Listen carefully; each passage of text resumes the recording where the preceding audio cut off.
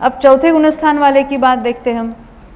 जो चौथे गुणस्थान वाला है, यहाँ तो विच्छित्ति कुछ हुई ही नहीं थी, तो ये अबंध वाली यहाँ अबंध की अबंध लेते, परंतु वहाँ ये आयु का तो बंध होता है।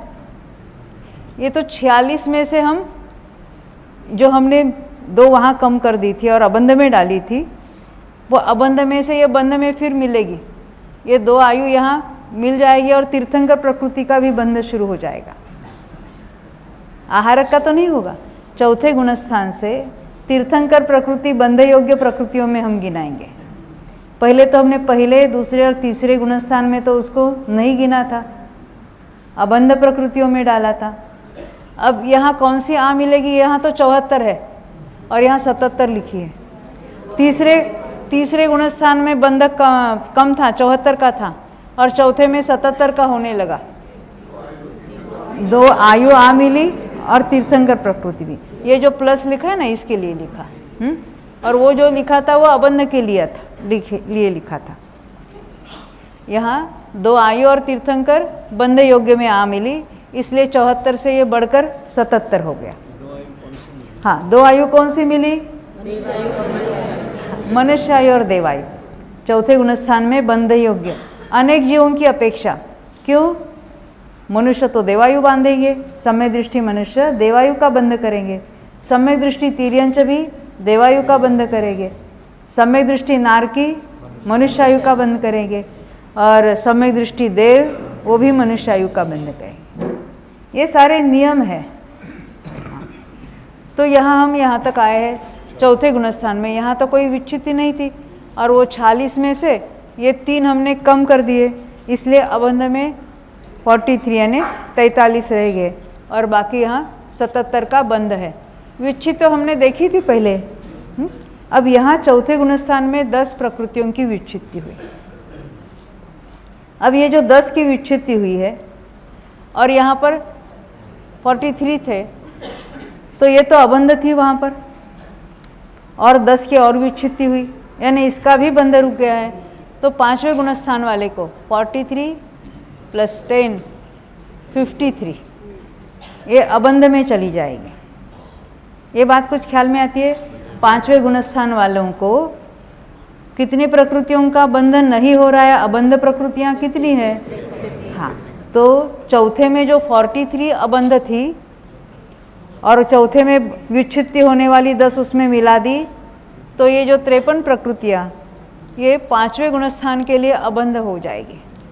तो 120 में से 53 गई, तो कितनी रह गई? 67 प्रकृतियाँ बंध योग्य है। किसके? 5वें गुणस्थान वाले।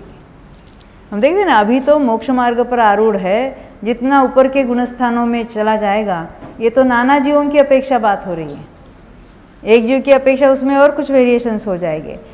तो यहाँ इतनी प्रकृतियों का तो बंध रुक गया है, 53 का। ख्याल में आती है ना? ये तो सारे अबंध में चली जाएगी।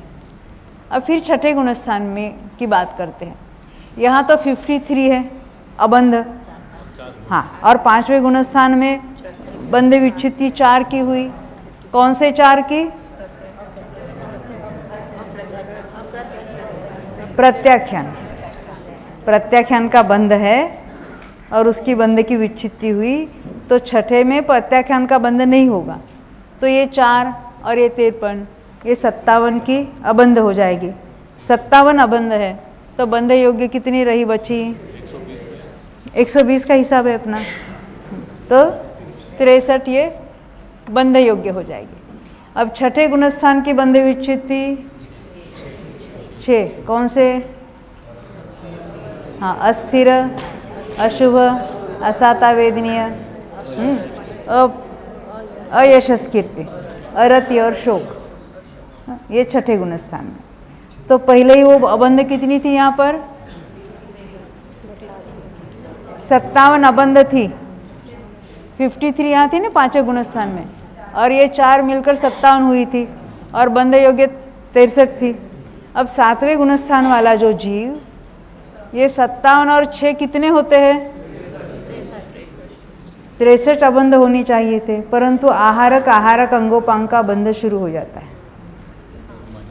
इसमें मिलाना है वो, ये 57 और 6 63 हो जाते, परंतु बंध योग्य में आहारक की 2 मिला दी और तो क्या हुआ, अबंध में से माइनस हो गई ना, बंध में मिला दी तो अबंध में से माइनस हो जाएगी, इसलिए 63 के बदले कितना लिया यहाँ पर 61। 7वें गुणस्थान में आहारक का बंध है, इसलिए इसमें ले लिया उसको।